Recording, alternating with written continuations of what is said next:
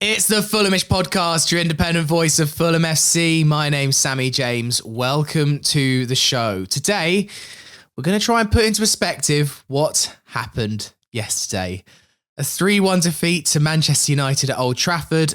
And 3 words sum it up. We threw it away.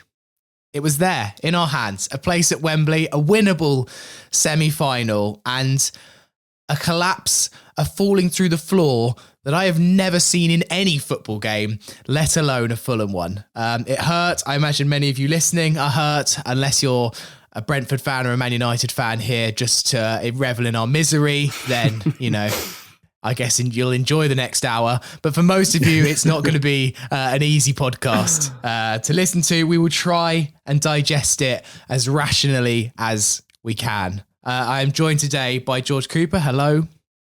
Hello, Sammy. Harry Durham. Hello. Hi. How are you? Not bad. This is probably not the second podcast booking that you were hoping for, was it? And no. Archie Rintart. Hello. Hi, mate. Look, I don't want to twist the knife early on, but isn't we threw it away forwards? I was literally just thinking that as well. I was like, now's not the time. I'm just going to let that one slide, but...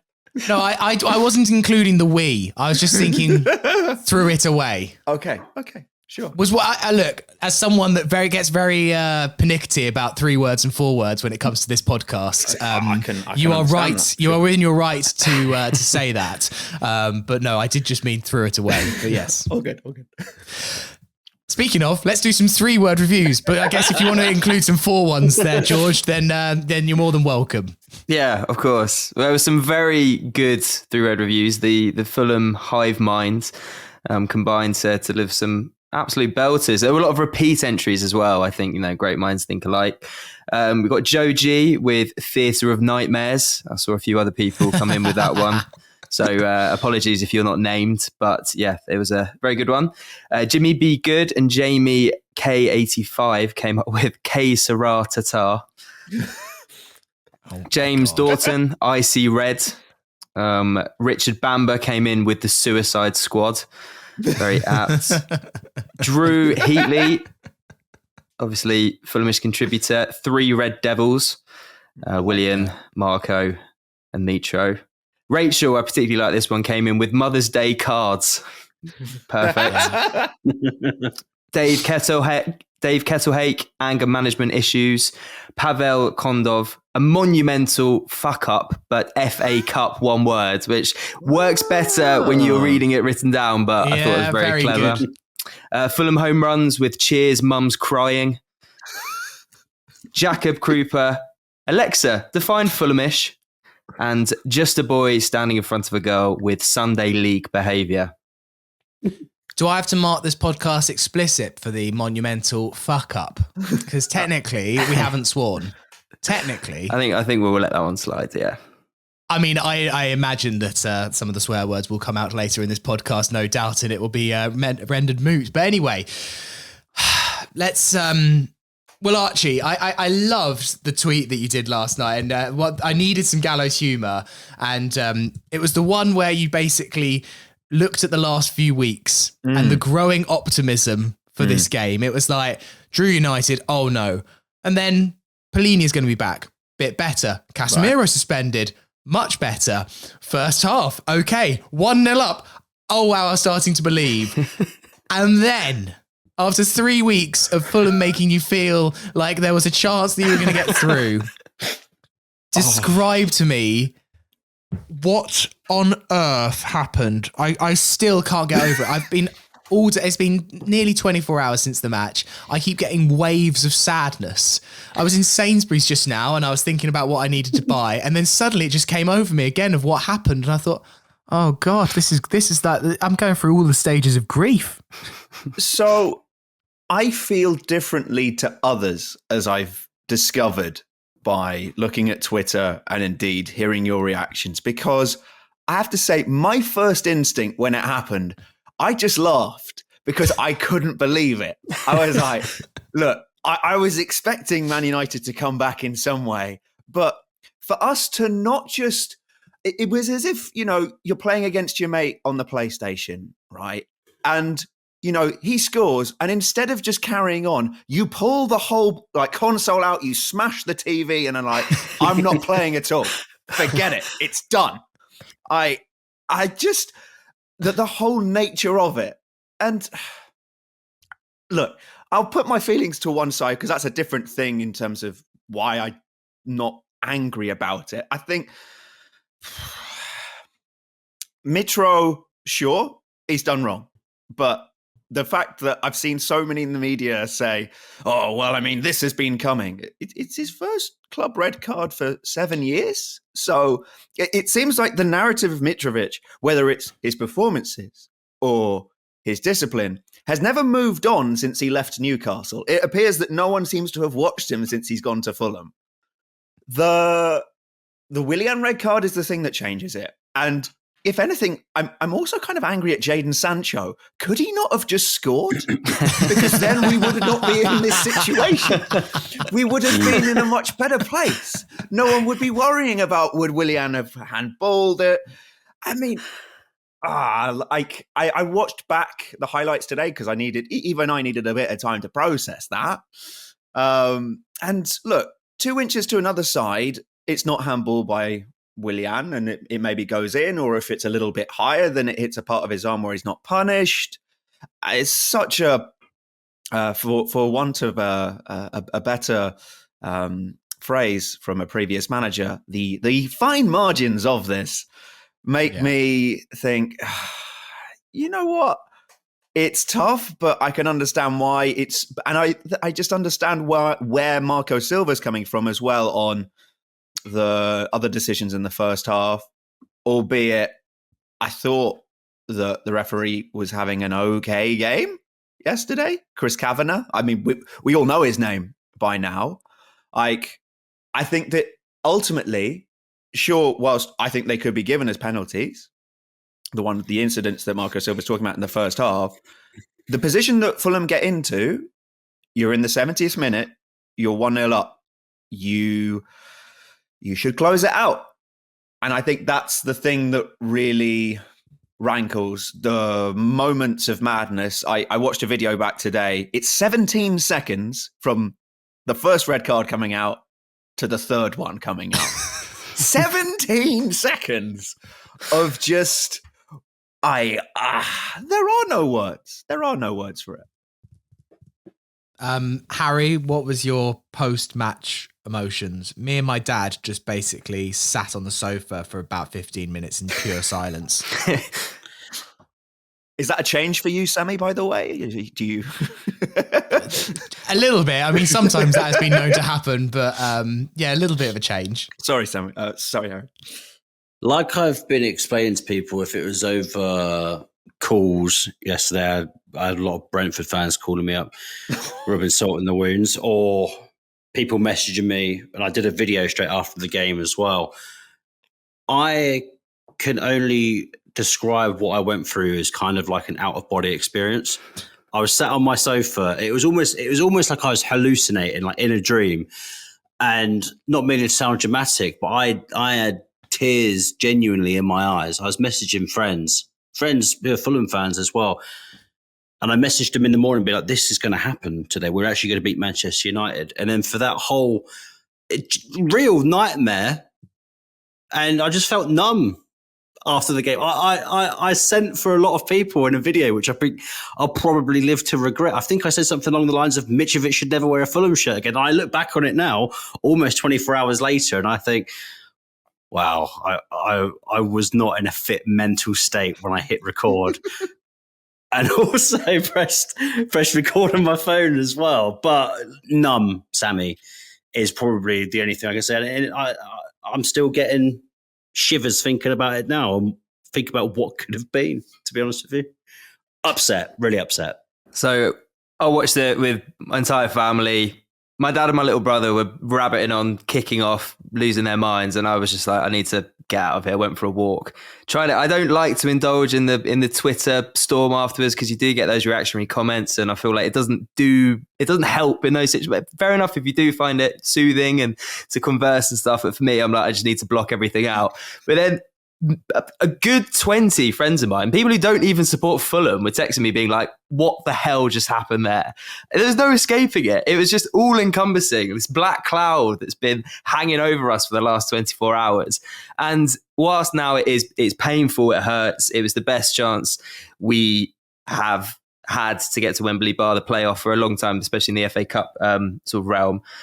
It's just going to take some time. It really is. There's no other way to deal with this. It's, as each week that goes on, hopefully with each positive Fulham performance that follows this, it will get slightly easier, but it's going to take a long time to get over this one, that's for sure. If we're looking for some gallows humour, this tweet for me, I think, is just the best description. Joanna Hardy on Twitter. I don't think Joanna's a Fulham fan from what I can gather, but I might be wrong. Fulham there, having a great night. They've got into the best nightclub in town. Drinks are flowing. The DJ's playing their song. Upgraded to VIP area. Everything is perfect. Then someone decides to pick a fight with the bouncer and the three of them end up getting nicked. Yeah, it's a perfect analogy. It really is. The way that it just fell apart is extraordinary, and I think we'll never see the light. And George, I'm sure you're right. I'm sure in times come and the matches keep going, and it's not like you only play the FA Cup once every 4 years. It's not like that Europa final where I was like, we'll never do that again. We'll never get to this point ever again. We might get to an FA Cup quarter-final again in time. Like, that is probably quite a likely thing to happen in the future. We might get to a Carabao Cup quarter-final. We will have future chances to go to Wembley and have big days out. But it's still just, when you look at how it opened up, and also I think the draw being made beforehand made it even more upsetting, because you knew you'd avoided Man City. You knew you'd avoided the one game in the semi-final that you didn't want. And I mean, look, Brighton would have been a difficult match, and no one else except Man City is probably winning this cup because they are a sensational team and they just beat the team, as Archie knows, third in the Bundesliga and absolutely spanked them. They beat the team top of the championship running away with it and absolutely spanked them. The chances are that they will win this competition anyway, whatever happened yesterday, but it still makes it hard to take. I mean, look, let's try and look a bit more throughout the match. And I mean, Archie, like, Fulham were sensational for 70 minutes and absolutely bossed Man United. And I think a lot of us saw this performance kind of coming. I think with the Casemiro suspension, with the Garnacho being out, with Polinia being back, and just generally, like, it felt like the motivation there in the team that we may have lacked in the last couple of games because there's not a huge amount riding on the league games right now. Everything for 70 minutes went exactly to plan. I saw it as a chance, but I didn't see that performance from Fulham coming, because relative to opposition, I don't think we've played that well for a while, actually. We've probably got a bit fortunate, and Bernd Leno has helped us out on quite a few occasions. We've scored some wonder goals from absolutely nowhere. And for us to turn the screw in the way that we did on Man United, particularly at the start of the second half, I think was so impressive. Watching back the highlights, I think United had more chances than I remembered in my rose-tinted view, but still, they weren't the kind of chances where Leno was having to make wonder saves. So I think part of the problem was and is and will need to be resolved this summer. Say we keep all players, in particular Polinia, because you saw the difference that he makes. No Fulham fan who's watched us this season needs to be told that, nor by just watching the last two games and watching yesterday and seeing the difference that he makes. But I was watching the game at the same time as my mate in Canada, Saoirse, and I think the fact that we were able to talk each other through the 3 red cards and what happened maybe helped my reaction a bit. I was like, okay, wait, what? I think that with that, it meant that we didn't really, if players got injured in a certain position, there's nobody who I felt could come on and be a better alternative apart from Manor Solomon. And I think that I've seen one or two people suggest maybe Willian should have come off before then. But the fact that Willian's the guy on the line and making it back then suggests he had more than enough juice. It's difficult because you play the perfect game and yet then Fulham show the Achilles heel. Although, here's the thing I can't wrestle past. And it's that, say that Willian had just been sent off. The chances are still completely stacked against us. Like, it's more that even at 11 men, if Sancho scores, it's going to be tough because we're going to have to take that punch.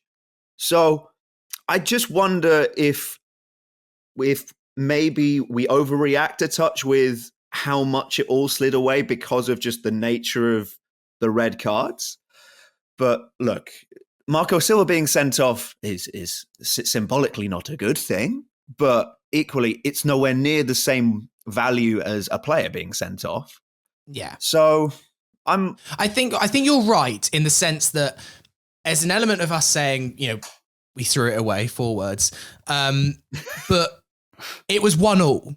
Like, we didn't actually, our discipline didn't blow us the lead. We'd lost the lead. Whether it was a penalty, whether Sancho had scored, what actually cost us the lead was being overexposed at the back because we had too many players forward and we couldn't stop a counter-attack, and Willian missed the crucial interception that would have stopped that counter-attattack. Like, there is an element, and if hopefully it makes you feel slightly better, we blew what we blew was a 1-1 draw at Old Trafford because it was 1-1. Like, that goal had gone in one way or another.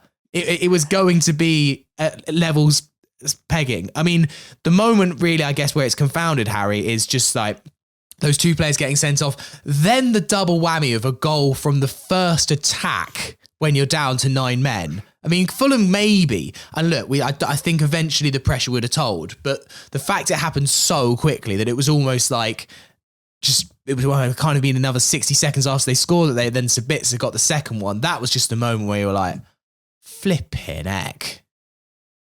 I don't know what they're meant to do off the back of that as well, though.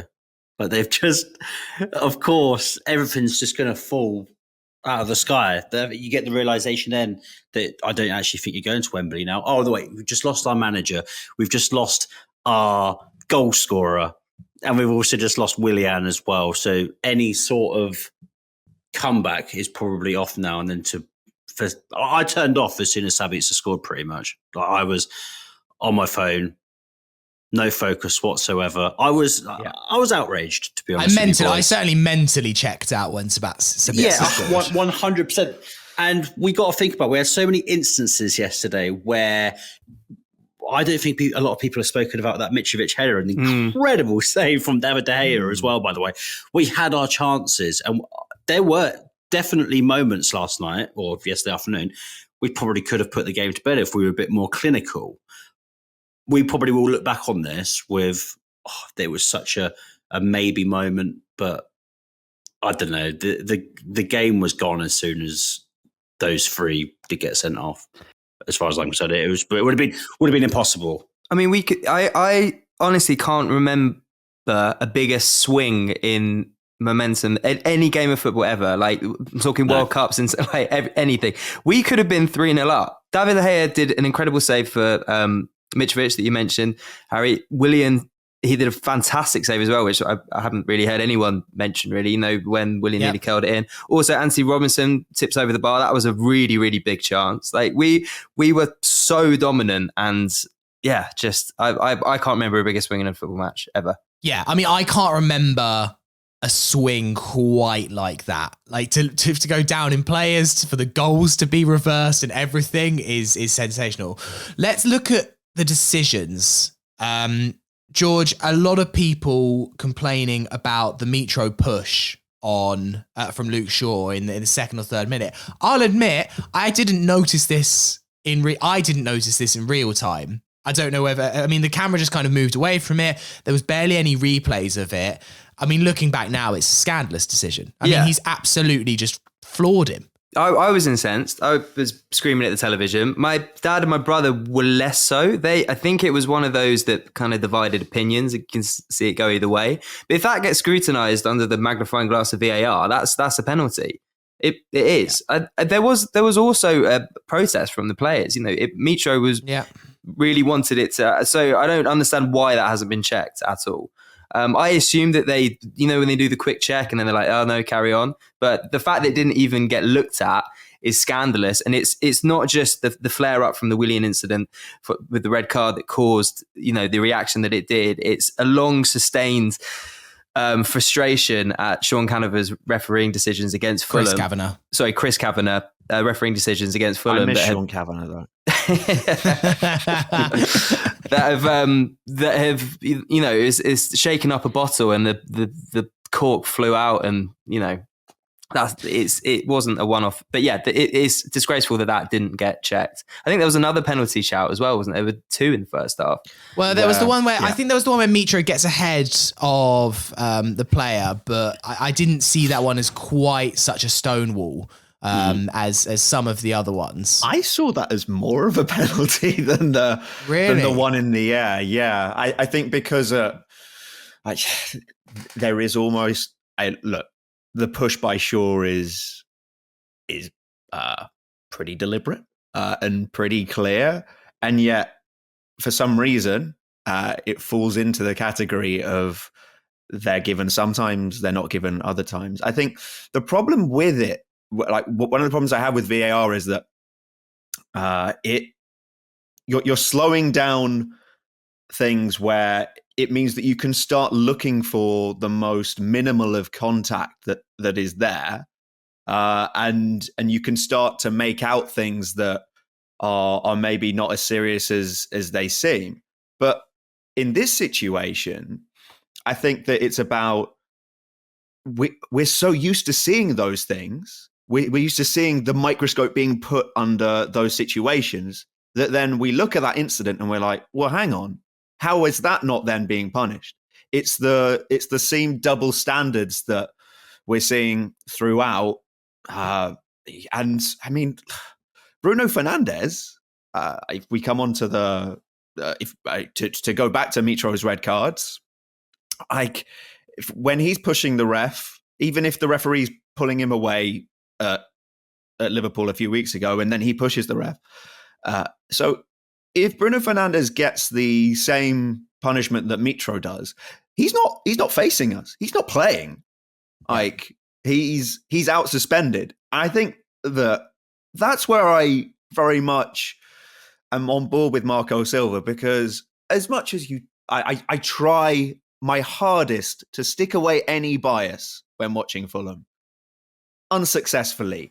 I think that there is. It just simply is different when you are playing for a top six side and you're playing for Fulham. There have been too many instances where you can't look away and be like, well, hang on, because referees are human. Different kind of humans, as Mark Clattenburg's proven with some of his comments since retiring. But these thoughts do go through their head about the pressure. I have more to say on referees at some point, but I should stop talking. No, it's fine. I mean, Harry, the Willian decision for me, I find understandable by the letter of the law. The law is actually very blunt on handballs in the box. It's basically, if you stop a goal or a goal scoring opportunity, then it's a red card. Whether it's and deliberate doesn't seem to massively make a huge impression in the rules. It's basically just, did you stop a goal with your hand in an unnatural position? And Willian did. I just find that being punished the same way as Luis Suarez, as Phil Neville back in the day, where they literally just save it on the goal line, seems extremely harsh, because there's just no way back from that. And I just don't think it's a deliberate handball. I saw some people trying to say to me, oh, he knows what he's doing. Does he? What's the logic there to think, oh, I'll deliberately handball this? Yeah, that'll make sense. In a world where he knows it's going to get caught, he's going for the ball with his body and it just happens to hit his hand. Surely, at least someone can at least give me that. Whether it saves him getting sent off, well, it doesn't. But like, I'm not going mad here that he's not gone in there flying thinking, oh, I'll just quickly save that with my hand. No one will notice. I think this is just one of a long list of things that the governing bodies of the game probably have to review, to be honest with you. Retrospect is a wonderful thing. And like you said about Luis Suarez, Willian has not purposely handled the ball. His hand is just literally at the wrong place at the wrong time. And yes, it's denying of a goal scoring opportunity. But I think what these officials have to remember, I know it's heat of the moment and whatnot as well, but I think things need to be considered. The fact that this could have the ability to swing the whole entire game. This changed the entire outlook of the game. It's an accident. And I'm not sure if you guys will agree with me, but after what you've just said, Sammy, it's opened my eyes to think maybe something like that should be looked back upon and think, could this actually be a yellow card? Well, also, if we're looking for some consistency, Adam Smith for Bournemouth 2 weeks ago gave away a penalty against Liverpool for a handball that was going in the net. It was going in the net. And I mean, I don't think Adam Smith even got a yellow. Like, I mean, there's slightly different incidents. I think Willian's is much more of a direct, he stopped the ball going in the goal. There's a bit more distance to the Adam Smith one. I mean, Adam Smith's arms are above his head in that one. I mean, Archie, it felt like both during mine and Harry's points, you looked like a small element of disagreement. So I'm interested to hear your thoughts. I don't think that there's the logic that you're applying to it. It's such a heat of the moment thing that you don't think about the consequence. All Willian's got on his mind there is, how can I stop the ball going in? And he's not thinking what part of his body. He's just, I'm going to get in the way of this somehow. And that's why I think his hand comes out. I think it's a red card. I think that it has to be. Like, if you're saving a very clear, obvious goal scoring opportunity with your hand on the line, that's the nature of it. If you're not a goalkeeper, obviously. So, yeah, I don't disagree that it is a red card. I know that I know what the laws are saying. I know that it is a red card. I'd go back to a time when we played Manchester United in 2009, when a header is on goal and Paul Scholes happens to put his arms up in front of goal. He's sent off. United are down to 10 men. Fulham go on to recall one of their most famous victories. I'd want a red card shown in that situation as well. And in the same way that Scholes is not thinking of the consequences there. He's just like, oh, I've got to stop it somehow. But I think both are a red card. Fair enough. I think you and Dan mentioned it on the quick take that you did last night, Sammy. If you were to change because I understand what you're saying. You're saying that the impact that it has on the game outweighs the crime given, right? Is that kind of what you're getting at? And I quite agreed with what you said, that in rugby, they give a penalty try. So if in that instance, Willian gets a yellow card, they give a goal as like a, penalty goal. I think everyone's happy in that situation. Man, you're happy they got their goal. Willian's been punished, but it doesn't have such a monumental swing on the game so as to completely leave the game redundant effectively. But at the moment, I mean, it is quite a fundamental rule change just to please us Fulham fans on a podcast. I mean, I think they should consider it though. Yeah. If anyone from IFAB is listening, you'd make us enormously happy if you actually thought about changing it, but it's too late now.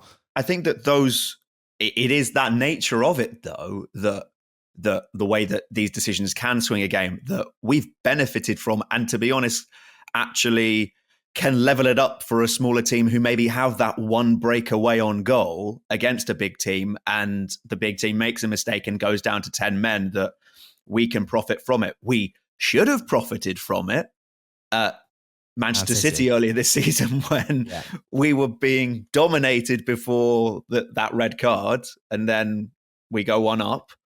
I think that it's just one of those situations where it's gone against us. And I think just because of the rare nature that Fulham were dominating, Fulham were the better side against Manchester United, that it just really, it like the knife twists. so much because we know how rare and special an opportunity this was, and also how special this team is and the nature of the circumstances. Let's come on to Mitrovic. I can't believe we've done half an hour of this pod and we've not really discussed that. I mean, there's just nothing really to say. The only debate really is what punishment he gets. And leaving out the Fernandes thing aside, I don't think necessarily two wrongs make a right here. Fernandes should have been retrospectively punished. Why he wasn't, and the big club bias and all of that certainly plays into it. But on this isolated incident, Harry, Mitro deserved his red card. He probably will get a ban that's lengthier than 3 matches. I mean, I'm seeing some people say 10. Di Canio got 11. Right? He literally pushed the guy over onto his arse. Leandro Bacuna famously went up to the linesman and kind of slightly did that headbutt thing. Not really a headbutt, more put his head into the assistant referee back in, I think it's 2017. He got 6 games. I'm looking at this on the scale, and I think that what Mitrovic did is not as bad as putting your head into the face of official. It's not good. It probably deserves to be more than 3. I'd say somewhere between 4 and 6, and I'm like, okay, whatever, not great, understandable. Let's some perspective though. The 10 match. I saw someone saying he should be out for 6 months. I was like, sorry. Exactly why I stay off Twitter after results like this. Were they a Brentford fan by any chance? I think they may have been, yes. I had a Leeds and a Brentford fan slide into my replies yesterday being like, about time too that this happens to him. And it's like, would you like to name specific incidents where Mitrovic should have been sent off? I can only think of one, and it was that Leeds United game. He got punished for that. But he's not. That is the first red card he's received for Fulham. My point with Mitro would be, this is sadly maybe a reason why he's also at Fulham.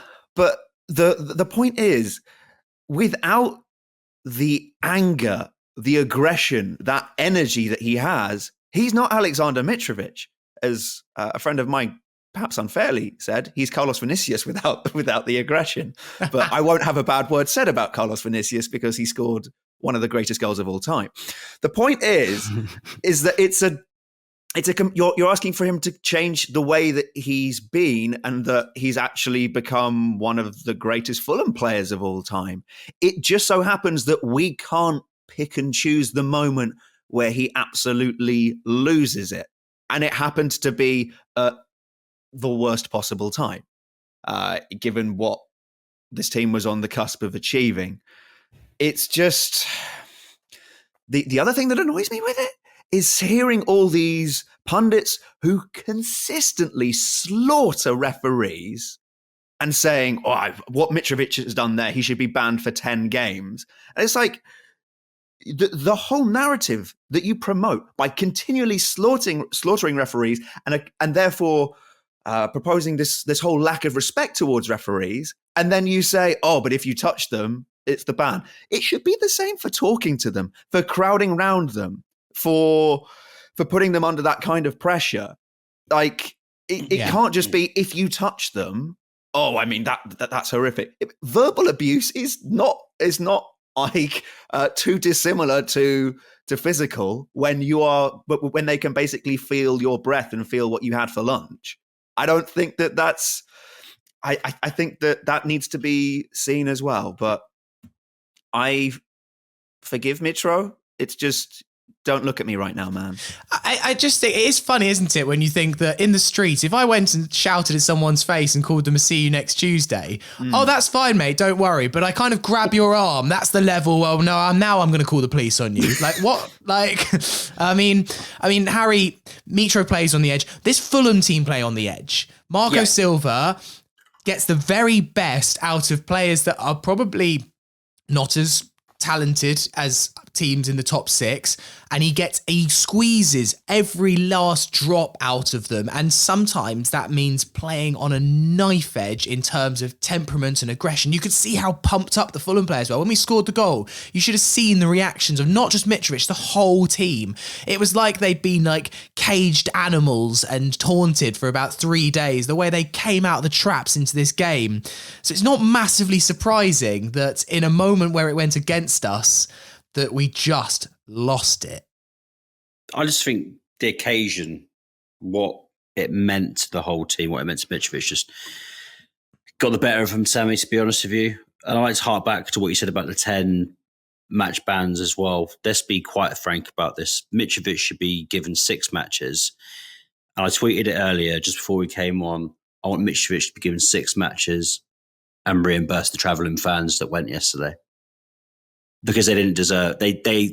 I love Mitrovic, just like Archie said. He is a club legend in my eyes. Will go down in Fulham folklore. Our children, our grandchildren will speak about this man. But I just think he kind of let the fans down a little bit yesterday, to be honest with you. And we said a couple of weeks ago when I said Mitrovic could lash out at any point. And we said, no. He's beyond that. But now it's happened. And it's happened on such a scale that I feel like I was let down yesterday that Marco Silva didn't apologise. And the 10-match ban is ridiculous. And yes, he does fire these players up. But he's lost his head, mate. He's embarrassed himself, as far as I'm concerned. And a lot of people said on Twitter yesterday, yeah, but you're not supporting him. You're throwing Marco and you're throwing Mitrovic under the bus. I'm looking at this as a human, as a fan as well. Am I right in thinking that Mitrovic was handed the red card before he pushed the referee? No, it was after. Because I thought I saw a video earlier where it was before that, unless he still had the red card still in the air. It's when he gives it to Willian, then he grabs him, puts it back, and he's actually put his back in his pocket as to get it back out of his pocket to give it to Mitro. Yeah. So, listen, I don't know what was said on the pitch. Mitrovic could have said anything to him. But I think he needs to just look back on this and learn from it and should be dealt accordingly. A hefty fine, 6-match ban, nothing more, nothing less. There's kids watching this, for God's sake. This is one thing that annoys me of football as well. I'm not a big rugby fan, but used to play it in the past. I know referees at the highest level in this country do make shoddy mistakes, and footballers kind of just need to show a bit more respect, in my opinion. That's one thing that kids are going to learn from. Kids are going to see that yesterday. I'm not saying for 1 minute the kids are going to go around pushing referees, but just a bit more respect is all I asked for.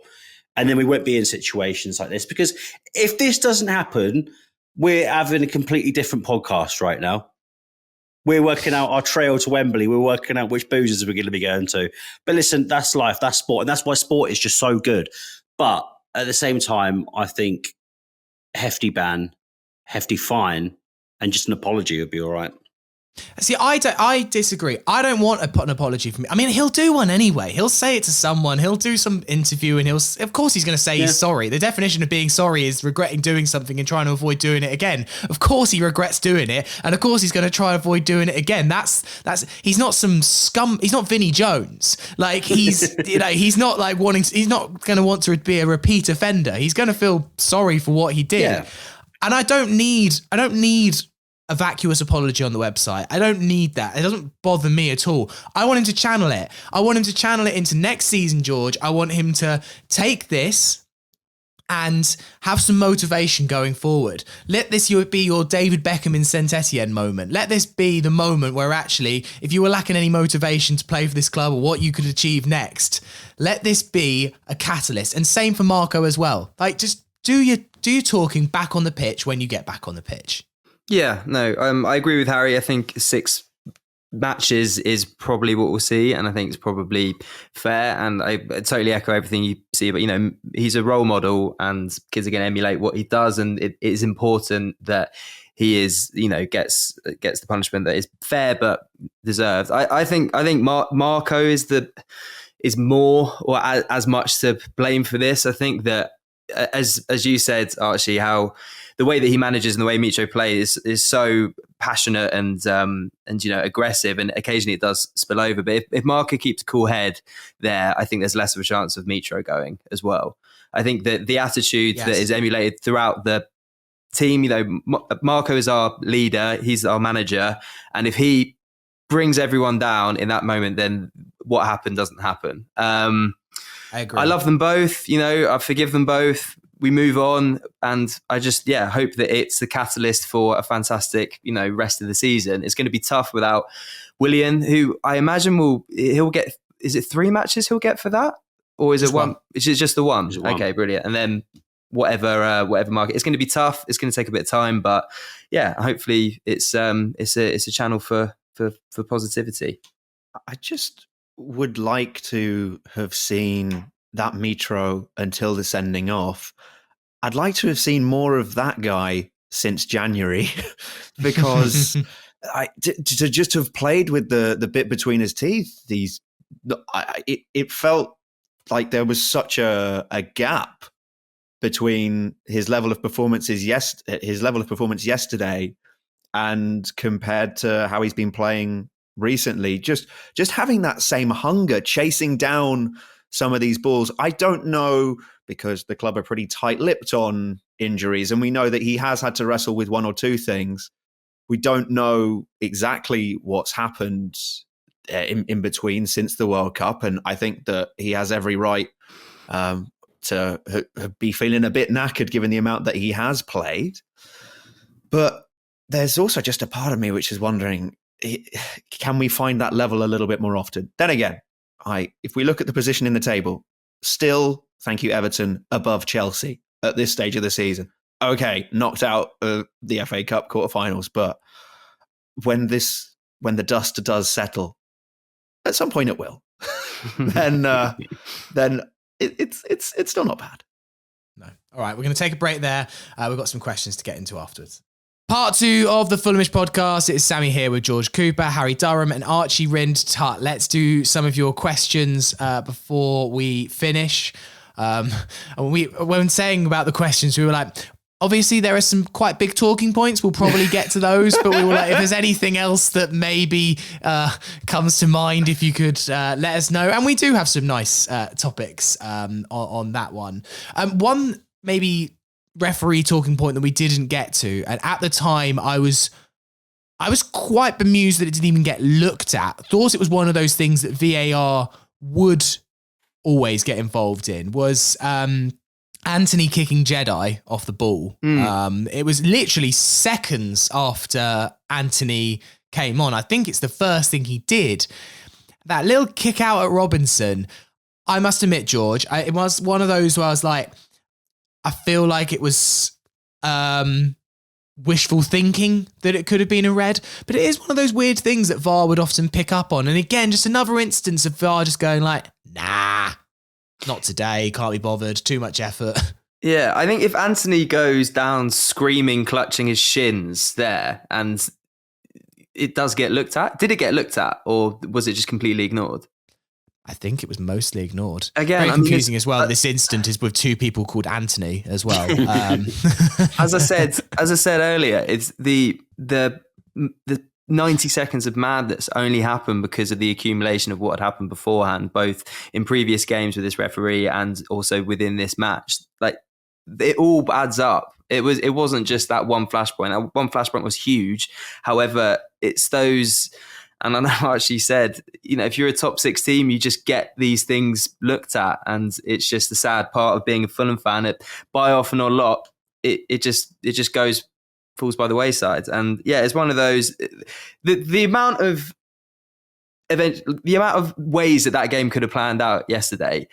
This one is just, I still can't quite get over how it happened. Like we could have won that game comfortably had we just had that little bit of luck, and instead of that, everything just went against us in a catastrophic manner. Just thinking about it, Harry Maguire probably should have been sent off, I thought, for the two-handed push on Bobby Reed when he's on a yellow card down in the corner. So I'm gonna change my verdict from okay to not great The referee.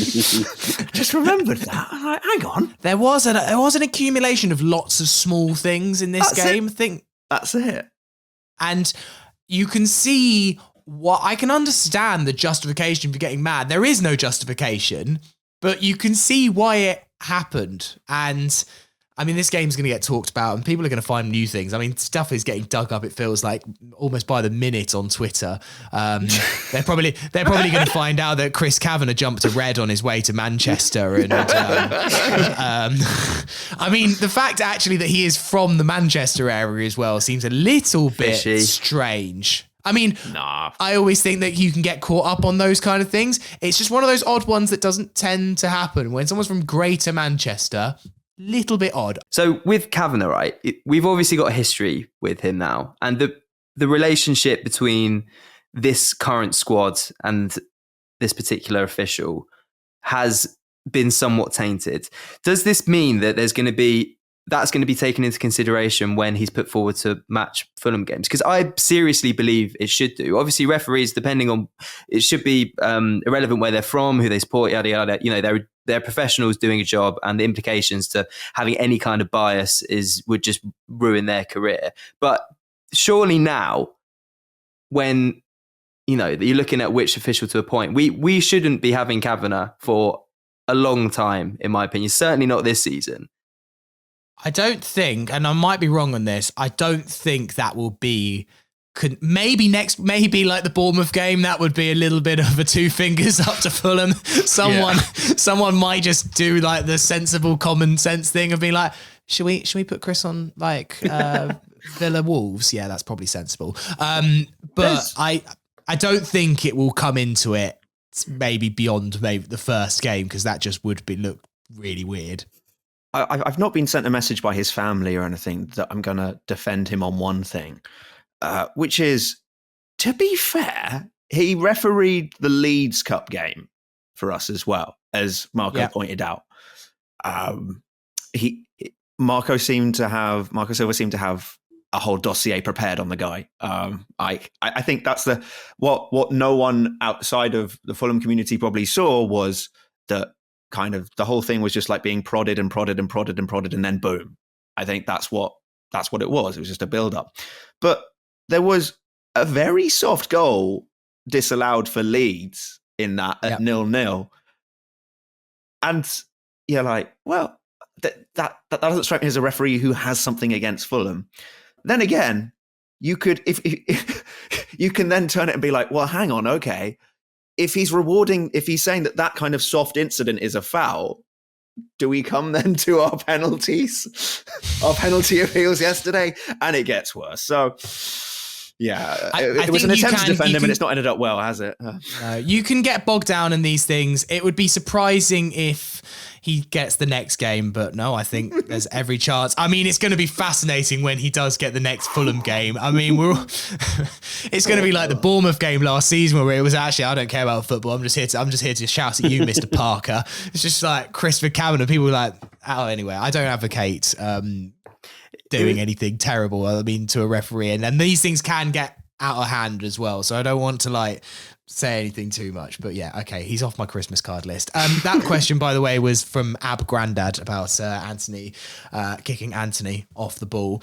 This one from Richard Kaufman. I thought this was a really interesting one, based on maybe what I was talking about earlier about using yesterday positively if we can. Richard Kaufman says, does this perversely help us keep Silva and Mitro?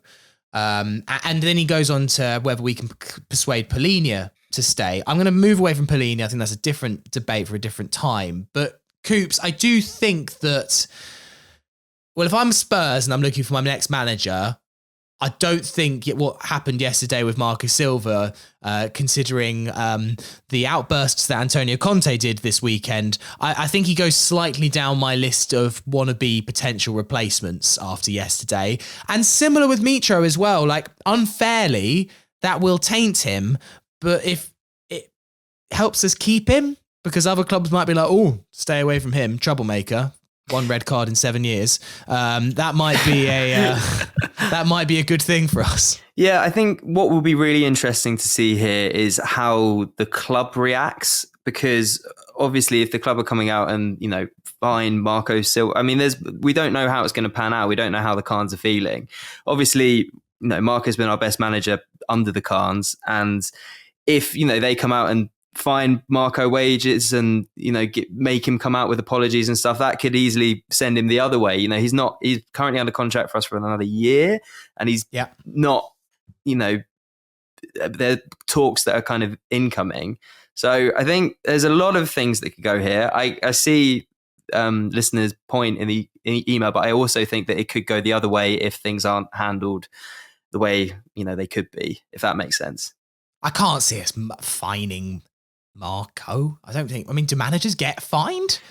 I mean, the same way that players, they could do. I don't know. He needs to set an example in that situation, as I said, and his actions, I feel, were the catalyst for what happened. And as I said, I forgive him.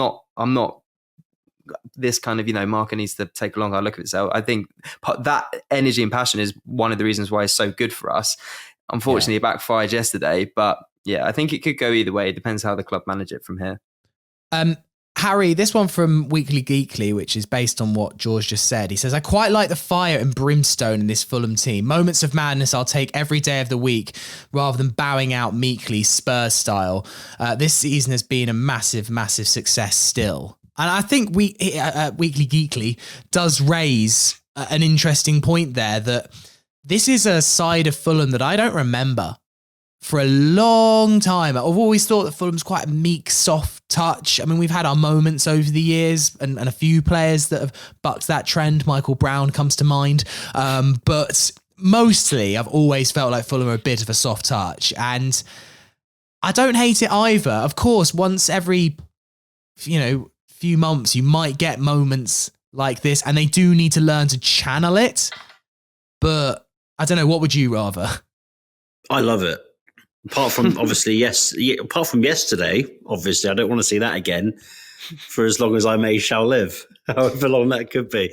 But I think it's something that we've spoken about before, Sammy, where as soon as that ball got kicked on the first day of the season in August against Liverpool, there was a fire within this team. There was an intensity that could not be matched. Is that Marco Silva? Is that Joao Palhinha?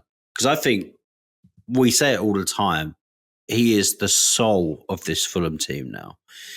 And I'm all for it, to be honest with you. I think we've put a massive two fingers up to a lot of people in English football, a lot of football fans as well, who claim that we're just a yo-yo team. And if we can carry on this same intensity, and clubs will see that in the summer, and players will see that in the summer and think, do you know what? This club is actually going somewhere. And if we are playing this attractive football, I'm not for once saying that we're playing dirty like a Millwall of like the 1980s or like the 1990s or something like that. But it's exciting, isn't it? Like, we're a team that's now becoming feared. Like, people look at the fixture and be like, oh, Fulham's actually a tough one, isn't it? God, actually, we've got Fulham in 2 weeks' time. People are getting worried about us, boys. And that's what I'm all here for. No more of the nonsense that happened yesterday. That's done. That's in the past. It's finished. But Marco Silva, all the way to Joao Palhinha, has created a real fire within this team. People should be scared. This isn't our only FA Cup quarter-final. We might get relegated next year after I've just said that. But I think he's spot on. This is a real moment, and we just have to learn from this, and we have to push forwards. We have to continue being this fearful team for years to come, because we're done with being this nice team and this everyone having their Victoria sponge and cucumber sandwiches and whatnot. Let's keep the sweet treats, that can stay. Let's take that away, actually, because they are delicious. But let's keep the nastiness on the pitch. Thugs can still eat cake, Let's not get away with everything. Let's not go mad.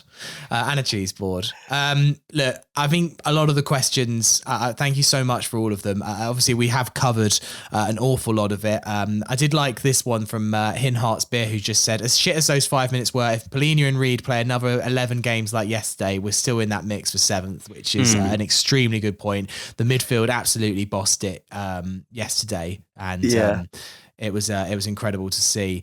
We've got through a lot today, and as you can imagine, this is not the most easy pod to plan for. But thank you for getting in touch. We'll have more probably calm analysis on the Thursday Club with Jack and Peter later this week, as calm as it can be, where we'll no doubt kind of maybe look more at the ramifications of what this means for Fulham going forward, potential long time without Mitrovic, etc., how to channel this really into a positive end to the season will certainly be the discussion for Thursday. Drop any emails to us that you have, hello@fulhamish.co.uk, if you want some questions for the Thursday Club. All we need to do before finishing the podcast today, George, is to name this episode. So there's a lot to go for. We often talk about how there's a lot of 3-word reviews. The amount yesterday was simply ridiculous. We had 405 3-word reviews after the game yesterday.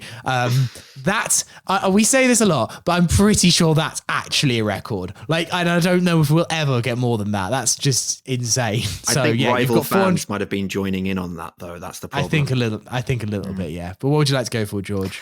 It's really tough because there are a few here that are good. I'll tell you what I'm going to do. I'm going to pick my favourite 2 and then put it up to a vote. So I'm either going to go with Richard Bamber's The Suicide Squad or Rachel with Mother's Day Cards. What do we think, gents? I think Mother's Day Cards is cute. Yeah, so do I. It's what we need, isn't it? Mm. Either that or Alexa defined Fulhamish, which was good as well. Let's go for Mother's Day Cards. Yeah, I like it as well. Rachel, top name on what is I think a pod still will go down a little bit in history, a bit like yesterday's game. I really enjoyed it, fellas, so thank you so much. Thank you, George. Cheers, Sammy. Thank you, Archie. Cheers. And thank you, Harry. Thank you. All right, Fulhamish will be back on Thursday with more debate and everything else that breaks in the week, and we'll get Peter and Jack's thoughts on everything that happened on Sunday. But until then, have a good start to your week. Come on, you Whites.